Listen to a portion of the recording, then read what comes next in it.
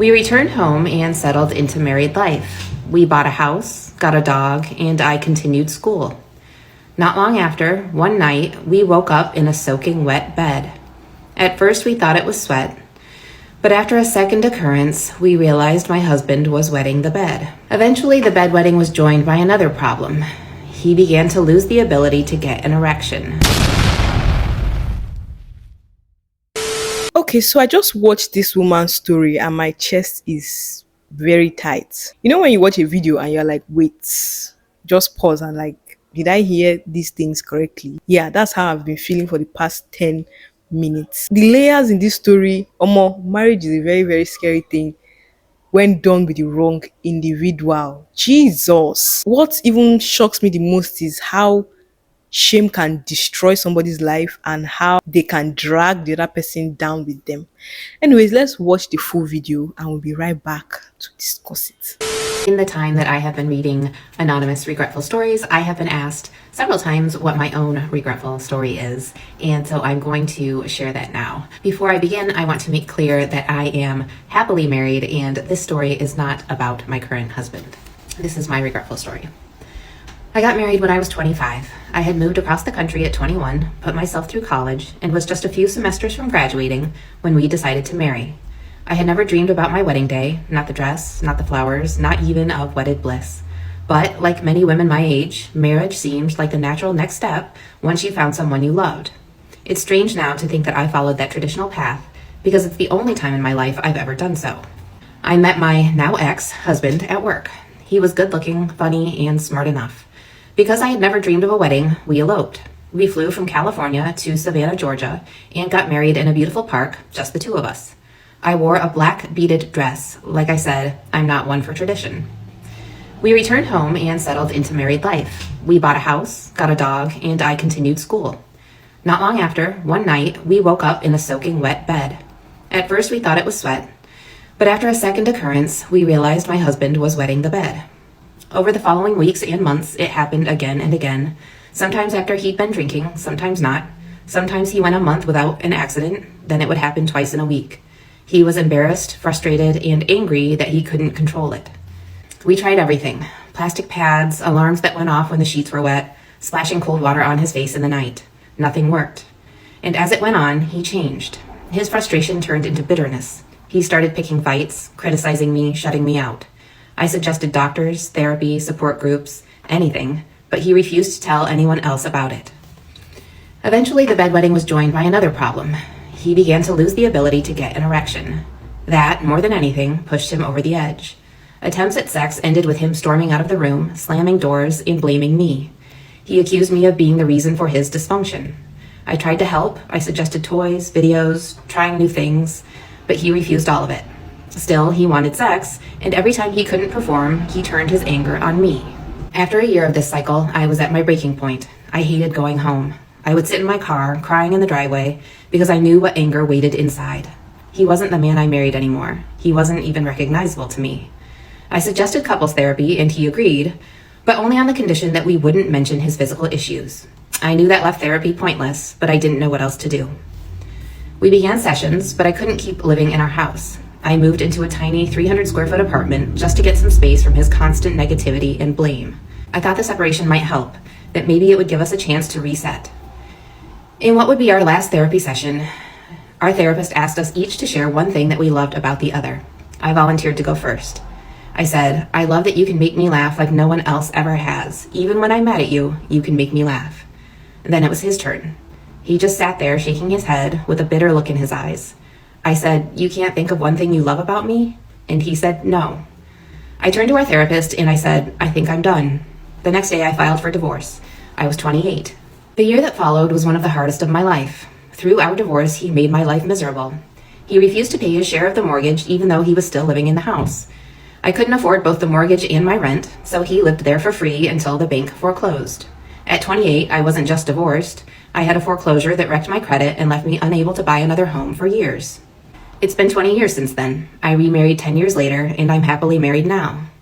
In the years after our divorce, he reached out sporadically, calls, hang-ups, and drunk texts that swung from bitter to sentimental. In a surprising text that came 8 years after our divorce, he said, I just wanted you to know that it was me that was wrong with our life, not you. You were beautiful. A year later, he called to tell me he had finally figured it out. He had a genetic condition that caused the bedwetting. My heart broke knowing it had taken him so long to face it. That was the last time I ever heard from him. In 2020, I was shocked to receive a Facebook message from his sister. We hadn't spoken since the divorce. She told me he had died. He was 43. He had a hereditary degenerative condition that can be managed with therapy and the right lifestyle, but he had let it destroy him. She said he spent years drinking, using drugs, and watching his body decline.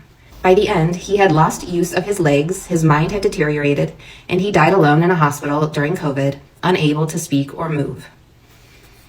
I use the word regretful loosely. My marriage and divorce were dark, painful chapters, but they taught me more than I can measure, about myself, about life, about what I will and will not accept. Leaving him is what taught me my own strength. I didn't stay and turn myself into his caretaker, his therapist, his nurse, or his punching bag. I am proud of my 28-year-old self for knowing that his inability to love me was a reflection of his own self-hatred, not my worth. Homo.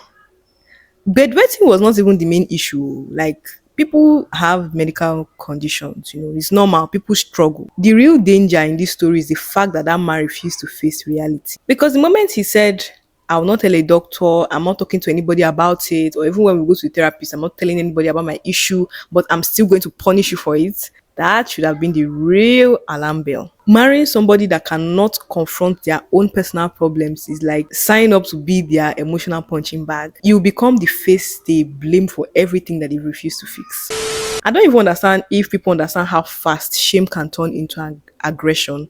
The man was not angry at how. He was angry at his body, his pride, and at the feeling of losing control. But instead of him to tell himself, oh, okay, I'm scared, I have a problem, I need to fix this, he told himself, let me even destroy this girl. Let me frustrate this girl and traumatize this girl. Let's go down together. And that's how bitterness grows in marriages and relationships. If you check, the woman was not even judging him. Instead, she was trying to help. She was coming up with suggestions, with solutions, things that would help him. But when somebody already feels small, you just become a mirror that the person cannot stand to look at. Let's talk about the sexual dysfunction part, not in a mocking way, but in a real way. Loss of intimacy is very hard, for both partners, physically, emotionally, mentally, but what is worse is turning your partner into a scapegoat because you are going through one or two things. Like, how are you blaming the woman for something that was happening in your own body? The gaslighting was so insane. This babe cried, she tried therapy, she tried, communication. But Oga was like, okay, fine, I'll go with you to therapy, but nobody should talk about my real problem. So what's now the point? Are we going to therapy to fix the issue or to go and pretend? And that's how you know someone that is not ready to heal. The part that finished me was where the therapist asked them to, tell each other what they loved about each other. And she said hers, but this man could not say a word. At that point, just know that there was a coffin in front of them and the relationship was inside the coffin. Because when someone has turned you into the face of all their failures, trust me, they cannot see anything good in you again. The day your partner can no longer see anything good or say anything positive about you, trust me, your marriage, your relationship, gone. Another part that was so sad was how long it took him for him to admit the truth, guys. 8 years. 8 long years. 8 years before he finally said, babe, you are not the problem, or you were not the problem. Do you know how much healing she had to do in that time? Do you know how much guilt this babe carried? Do you know how much she blamed herself? And she regretted maybe one or two things she did that were not even her fault. People think that divorce is just one event. No, divorce is a shadow that follows you guys up and down, especially when, it's obvious that things have ended.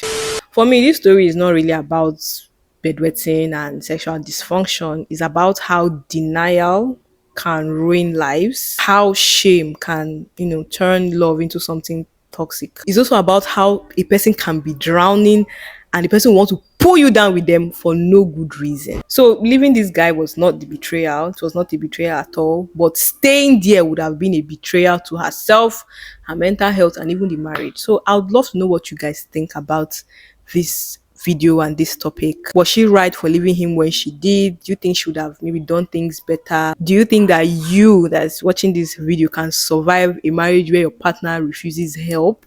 I'd love to hear your thoughts in the comment section. Please like, share, subscribe. My name is Benita. If you're new here, welcome. If you're a returning subscriber, all love in the world. I'll see you guys in my next video. Bye.